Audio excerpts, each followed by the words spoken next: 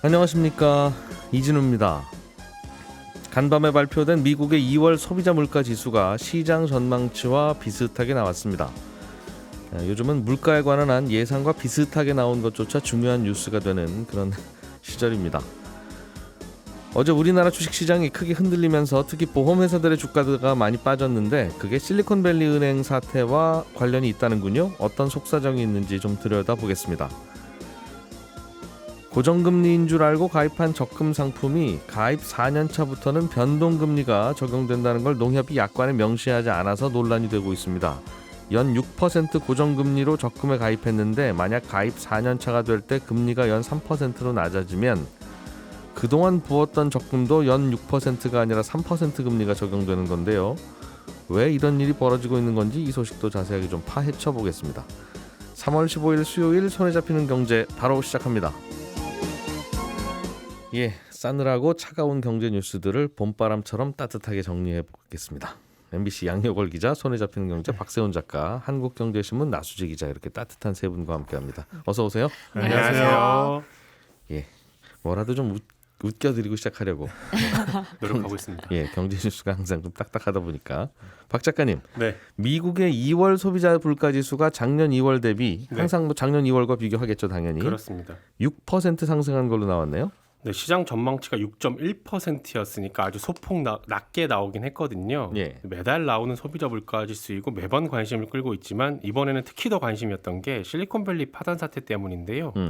미국이 기준금리를 여기서 더 가파르게 올리게 되면 시중의 유동성 문제가, 그러니까 시중에 돈이 덜 돌아다니게 되고 그러면 은행들이 좀 흔들릴 수 있으니까 다음 주에 있을 기준금리 결정 회의에서 연준이 기준금리를 동결할 수도 있다. 이런 기대감이 이번 사태 이후에 시장에서 생겨났거든요. 그런데 그런 기대감의 변수가 되는 게 바로 어제 발표된 미국의 2월 소비자 물가지수였습니다.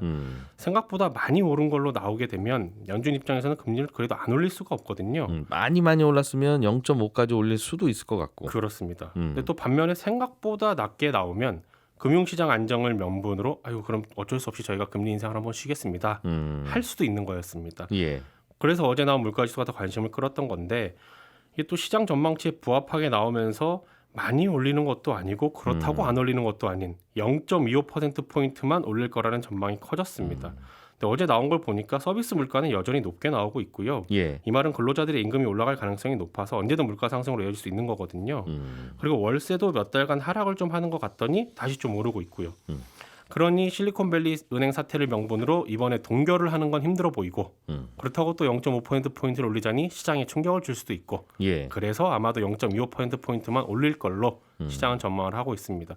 오늘 아침에 방송 들어오기 전에 확인을 해보니까 전문가 10명 중에 8명 정도는 0.25%포인트만 올릴 걸로 전망을 하고 있고요.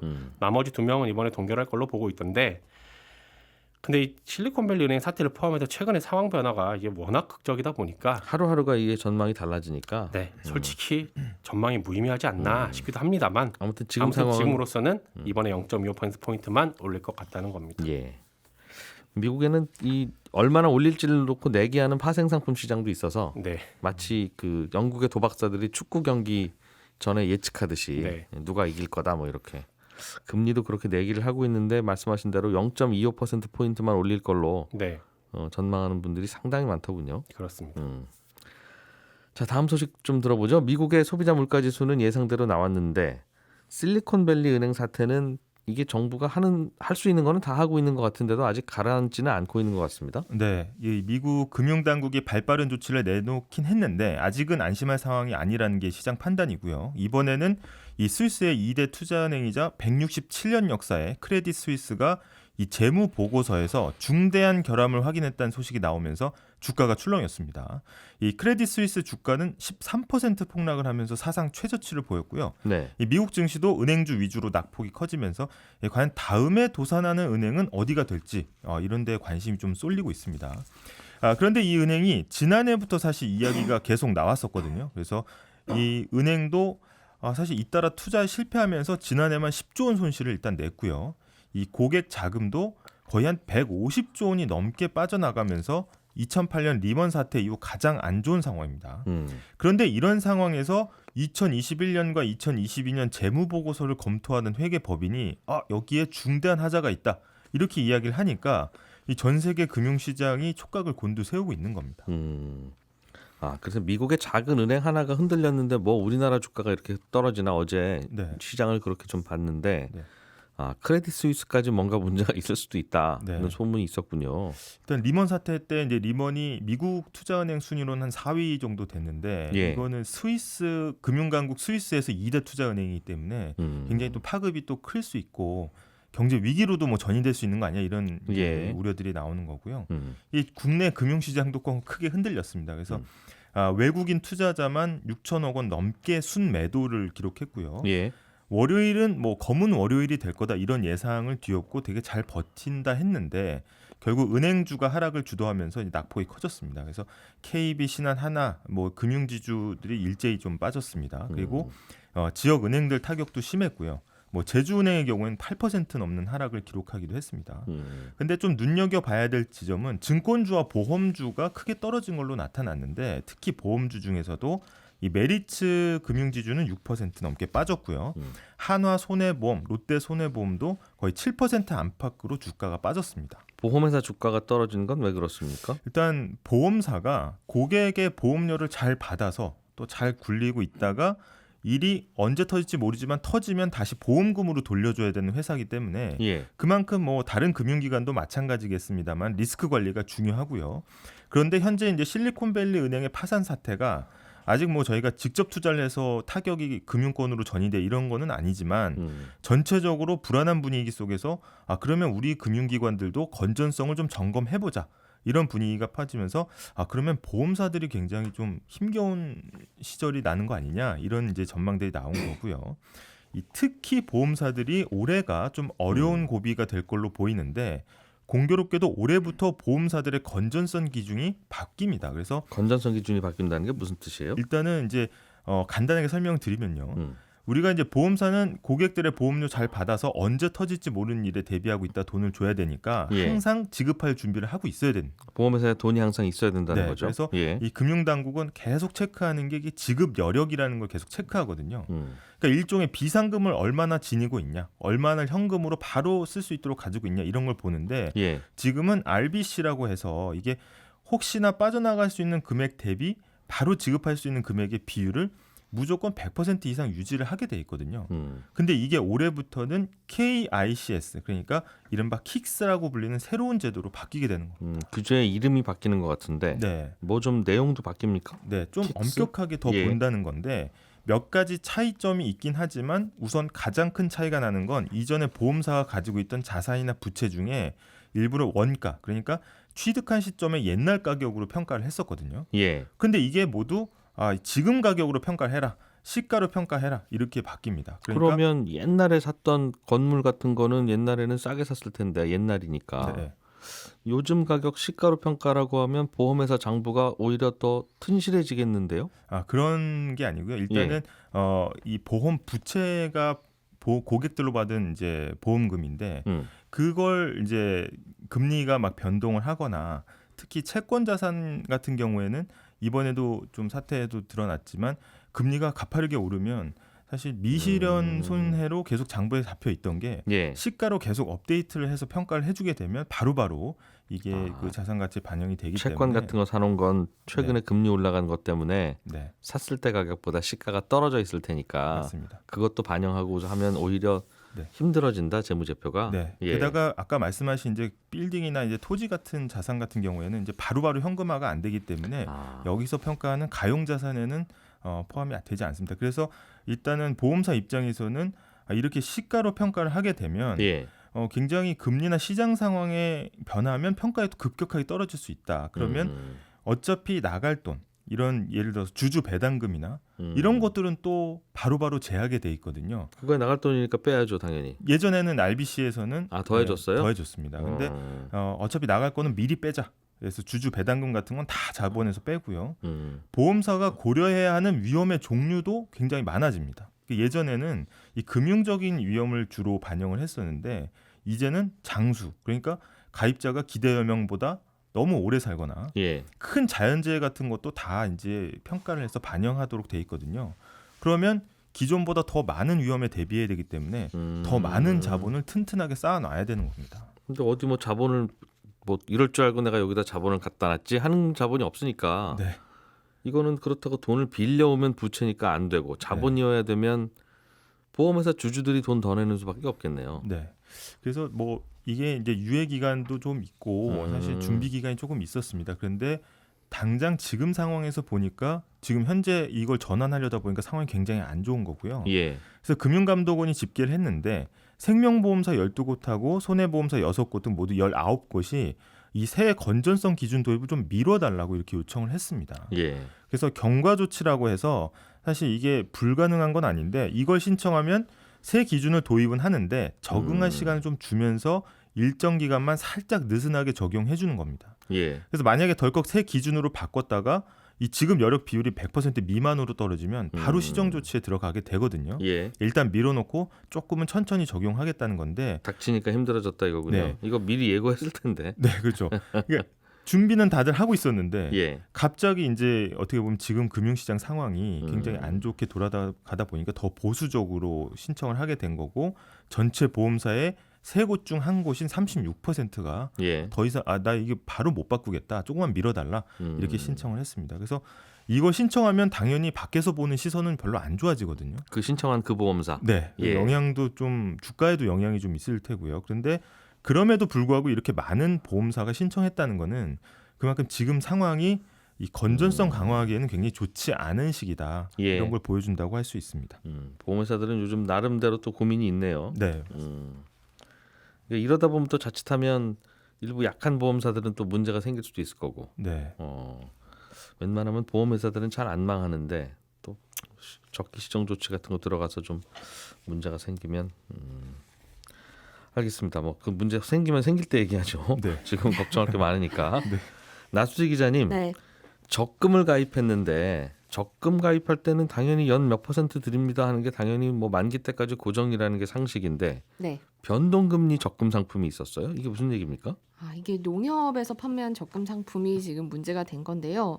그러니까 이 상품이 만기가 최대 5년입니다. 근데 처음 3년의 금리는 고정이고 나머지 2년은 변동금리를 적용한다라고 되어 있는 상품인데요. 예. 네, 그럼 보통 생각할 때 그러면 처음 3년 동안 넣은 돈에 대해서는 처음에 약속한 고정금리를 주고 그리고 3년이 지난 이후부터 넣은 돈 요거는 변동금리가 적용되는구나 라고 이해하기가 쉽죠. 3년 후까지 농협에서 금리를 예측하기는 어렵습니다. 그런 게 반영된 설계네요. 뭐 네. 이해됩니다. 예. 근데 이 상품이 알고 보니까 우리가 일반적으로 이해할 만한 그 앞선 설명과 다르게 운용이 돼서 문제가 된 겁니다. 예. 만기를 5년으로 가입하면 처음에 3년 동안 넣은 금액 이것도 3년이 지나면 변동금리를 적용받게 됩니다. 그러니까 연 5%대 고정금리로 처음에 가입할 때 연 5%였다라고 네. 하면 처음에 넣은 돈 이건 3년 동안은 연 5%로 굴러가는데 3년이 넘어가면 변동금리로 굴러간다는 거죠. 1년 차부터 3년 차까지 부은 돈도 네. 4년 차, 5년 차에도 굴려야 되는데 네. 그때는 우리도 금리를 모르니까 변동금리를 굴리겠습니다. 그런다는 거죠, 은행이. 네, 맞습니다. 근데 이게 사람들이 보통 대부분 이 가입자들이 이해한 것은 예. 그게 아니라 5년 만기 적금이다라고 생각을 해서 이 상품 가입 후 첫 3년 동안 넣은 돈은 5년 내내 5%. 예. 처음에 가입했을 때 5%였다면요. 그렇게 고정금리로 돌아가고 가입한 뒤 3년 뒤부터 넣은 그 돈은 변동금리로 돌아가는 예. 그런 구조의 상품으로 이해한 사례가 많았다라는 거죠. 그래서 이렇게 중간에 변동금리를 적용받게 된 계좌 수가 한 5만 개 정도 되고요. 예. 금액 기준으로는 한 2,500억 정도 됩니다. 아하. 네, 이 상품이 판매된 게 2020년 8월부터였는데 이 변동금리를 적용받게 되는 3년째가 올해 8월이잖아요. 예. 그래서 이 3년째가 가까워지면서 뒤늦게 좀 우리가 생각했던 것과 달랐다라는 걸 알게 된 사람들이 민원을 넣으면서 좀 문제가 야. 되고 있는 그런 상황인 겁니다. 3년은 고정금리, 2년은 변동금리 이런 상품을 네. 그럼 3년 고정금리 건 알겠는데 처음 3년 동안 부은 돈이 나머지 후반전 2년에는 그럼 어떻게 돌아가느냐. 네. 당연히 고정금리지라는 게 소비자 반응. 네, 맞습니다. 가입할 때 5년짜리 적금으로 예. 가입한 거니까. 농협 입장에서는 아니 우리가 3년 후까지 금리를 예측할 수 없어서 우리도 좀 복잡하지만 이렇게 설계한 건데 처음에 1, 2, 3년에 부었던 돈까지 우리가 어떻게 고정금리로 4년째, 5년째도 굴려드립니까? 그게 될 거면 우리 그냥 5년 고정으로 했죠. 라는 게 농협의 반발일 텐데 네, 그렇습니다. 소비자들은 그럼 설명을 잘 하시죠 이 친구야 이제 이런 식으로 네, 나오고 있겠네요. 맞습니다. 그러니까 사실은 이게 논란이 생기는 게 농협이 처음에 애초에 그런 의도였다면 정확하게 약관을 그렇게 써놓고 설명도 그렇게 했다면 사실은 그런 상품도 있을 수 있지라고 네. 할 수 있는 건데 이게 약관을 조금 처음에 오해할 만하게 써놨던 게 지금 더 문제입니다. 예. 그러니까 원래 이 상품 약관에는 처음 3년 동안 넣은 금액의 이자에 대해서는 계약일 당시 영업점에 게시한 이율 이렇게 적혀 있었습니다. 예. 그러니까 3년 이전 이후 나눠서 이자를 적용하겠다. 뭐 이런 내용이 처음에 약관에는 없었거든요. 근데 이런 지적이 조금씩 이어지니까 이 농협중앙회가 지난달 말에 이 상품의 약관을 바꿨습니다. 지금부터 가입한 분들은 명확하게 이해하시라고. 네. 그래서 3년 이전에는 계약일 당시에 영업점에 게시한 이율을 적용하고 그 이후에는 3년이 지난 그 시점에 이율을 적용하겠다라고 약관을 바꿨는데요. 근데 뒤늦게 이렇게 우리가 원래 이것을 의도한 것이다라고 약관을 바꾸기는 했지만 그 전에 가입한 투자자들은 그럼 이 전에는 이것을 어떻게 해석해야 되느냐라는 불만이 나올 수밖에 없는 거고요. 예. 그래서 농협중앙회는 지금 이 상품의 온라인 판매는 막아둔 상태입니다. 근데 문제는 앞으로 이제 판매를 안 해도 되고 막아둬도 괜찮은데 이미 3년 전에부터 가입하셨던 분들은 나 이거 몰랐다. 약관을 중간에 은행이 바꾼 걸로 봐서 처음 약관에 문제가 있었다는 걸 스스로 인정한 거 아닙니까? 네. 그러면 이거 어떻게 제대로 보상하시오라는 이야기 나올 것 같은데요. 네, 맞습니다. 사실 이 점은 그래서 농협중앙회도 기존 약관이 조금 모호했다라는 거는 인정을 합니다. 그래서 처음 3년 동안 납입한 금액에 대해 이거 어떤 금리 적용할 거냐 이거는 내부 검토 중이다 이렇게 밝혔는데 예. 다만 이 검토가 길어지는 이유 중에 하나가 농협이 상품이 주로 팔린 시기 언제 많이 팔렸는지를 공개를 하지는 않았지만 지난해 하반기에는 이 적금이 연 6% 이상 금리를 제시한 적도 있었거든요. 예. 그래서 만약에 이걸 5년 내내 고정금리로 제공한다라고 하면 안에서 손해를 볼 가능성도 상당히 높아서 이런저런 계산을 하고 있는 걸로 보입니다. 그렇군요. 처음에 약관을 잘못 만들었다는 거네요. 그러니까. 네, 그렇죠. 네. 헷갈리게 만들었으면 어느 쪽으로 해석되든 둘 중에 소비자가 유리한 쪽으로 해석해 주는 게 상식에 가깝지는 않습니까? 네, 맞습니다. 그래서 금융당국도 약관을 최대한 소비자들이 이익을 보는 쪽으로 해석해야 된다. 그래서 약관을 보면 처음 3년 동안 넣은 돈에 대해서 첫 3년은 가입한 시점의 금리, 그리고 이후 3년에 지난 때는 그 시점의 금리를 적용한다라고 바꿔놨다고 말씀드렸잖아요. 근데 애초에는 이렇게 안 적고 뭉뚱그려서 해놨으니까 아예 가입할 때 금리 그리고 가입한 지 3년이 지난 그 시점의 금리 두 개 비교해서 더 높은 쪽으로 5년 내내 일괄 적용해야 된다. 이건 누구 의견입니까? 라고 금융당국은 보고 있습니다. 왜냐하면 처음에 모호하게 적어놨기 때문에 하여튼 유리한 쪽으로 해줘야 된다. 라고 하고 있는데 소비자가 주장하는 건 처음 3년에 부은 건 5년 내내 고정금리 하라는 거고 네. 금감원은 한술 더 떴네요. 네, 그렇습니다. 혹시 마지막 2년도 금리가 지금보다 더 높으면 높은 걸로 적용을 드리세요? 네, 적용을 해줘야 된다. 무조건 유리하게 해줘야 된다라는 것이고, 근데 문제는 금융감독원은 이런 생각을 가지고 있다라고 하더라도 농협 같은 이 상호금융권에서 파는 예적금의 약관, 이것은 금융감독원이 뭐 심의하거나 혹은 검사하거나 감독할 수 있는 것이 아니어서 중앙회가 알아서 심사하도록 규율을 하고 있습니다. 그래서 결국은 농협중앙회가 스스로 어떤 결정을 내릴지 이거에 따라서 어떤 금리가 또 적용될지가 판단이 될 것 같습니다. 그냥 일감에는 3년까지만 금리 예측이 되고 4년째 5년째는 우리도 금리 모르겠습니다 라는 입장이라면 그냥 3년짜리 적금만 팔고 3년 후에 또 다른 적금을 만들어서 뭐 연장하시죠 내지는 그렇게 했어야 되는 게 아닌가. 네, 맞습니다. 사실 이게 그래서 지적이 나오는 것 중에 하나가 보통 은행권에서 3년 만기 적금을 주로 많이 팔고 뭐 5년짜리를 팔려면 보험 그러니까 그 예금 보험 쪽으로 가는 상품을 주로 많이 파는데 이 상품은 그게 아니라 은행 안에서 5년 만기 적금을 만들려다 보니 이런 좀 특이한 구조를 짜게 됐고 그래서 좀 논란도 같이 나온 게 아닌가라는 생각도 듭니다. 그렇군요. 알겠습니다. 평소에 안 하던 일 할 때는 그래서 조심해야 돼요. 그래서 박 작가님, 실리콘밸리 은행 파산 사태 이후에 우리는 뭐 태평양 건너이긴 합니다만 그래도 저 나라는 25만 달러까지 네. 예금 보호를 해준다고 해도 저렇게 사람들이 예금을 빼는 바람에 난리가 났는데, 그러니까 우리나라는 지금 5천만 원이니까 지금 은행에 돈 넣어둔 분들 중에 꽤 많은 분들은 혹시라도 은행 흔들리면 은행에 달려가야 되는 분들이 되잖아요. 그렇죠. 그래서 이 한도를 좀 올려야 되는 거 아닌가 하는 얘기가 좀 나오는 모양입니다. 네, 그동안에도 사실은 올려야 한다는 얘기는 계속 나왔었어요. 근데 말씀하신 것처럼 이번에 그런 사태가 벌어지다 보니까 우리도 좀 올리자 이런 주장이 힘을 얻고 있는 건데 예. 관련해서 이미 법안이 발의가 돼 있긴 합니다. 국회에. 보호 한도를 1억 원까지 올리자라는 게 주요 내용인데요. 다만 이렇게 올리는 걸 두고 정부가 고민하는 부분은 뭐냐면 은행이 혹시라도 파산을 했을 때 1인당 5천만 원씩 보장해주는 그 돈, 그건 나라에서 주는 건 아니거든요. 근데 은행이 평소에 내는 보험료를 예금보험공사가 갖고 있다가 혹시라도 은행이 망하면 거기서 돈을 꺼내주는 건데 네. 보호 한도를 올리게 되면 은행들이 내는 보험료가 올라가게 될 거 아니겠습니까? 예. 그러면 은행은 보험료를 더 내는 만큼을 대출 금리에 전가를 하든가 하겠죠. 아니면 뭐 예금 금리를 낮추거나. 예. 정부에서는 이 부분이 마음에 걸릴 거고요.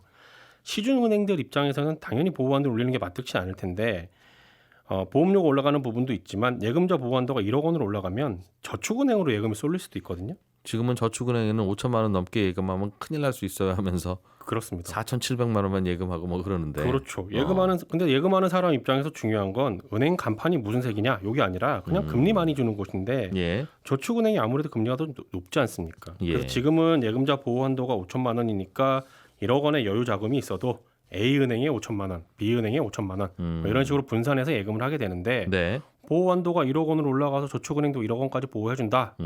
그럼 그냥 금리 많이 주는 저축은행에다 넣게 될 거라는 겁니다. 네. 이런 이유로 그동안 보호 한도를 올려야 한다는 얘기가 계속 나오기는 해도 실제로는 올리지 못하고 있었는데 이번 그러게요. 사태로 이제 여론에 힘이 실리고 그러면 또 어떻게 될지 모르는 일이죠. 미국에서는 이번에 25만 달러라고 해놨다가도 네. 아유 우리가 다 해드리겠습니다. 네. 그런 식으로 정부가 나오니까 이제 그럼 웬만한 은행은 문 닫으면 정부가 다 해주는 거구나. 그렇게 될 수도 그렇게 있죠. 또 새로운 선례를 만들어서 네.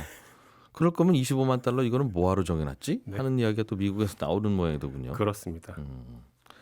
우리나라도 좀 이 차제 정리를 좀 해봐야 되겠네요. 언제적 5천만 원입니까? 하는 질문에 대해서는 좀 당혹스럽긴 할 것 같긴 한데. 네.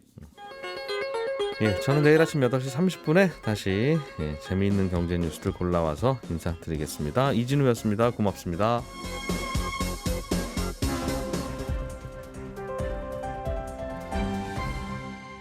경제를 생각하는 사람들의 즐거운 습관. 이진우의 손에 잡히는 경제.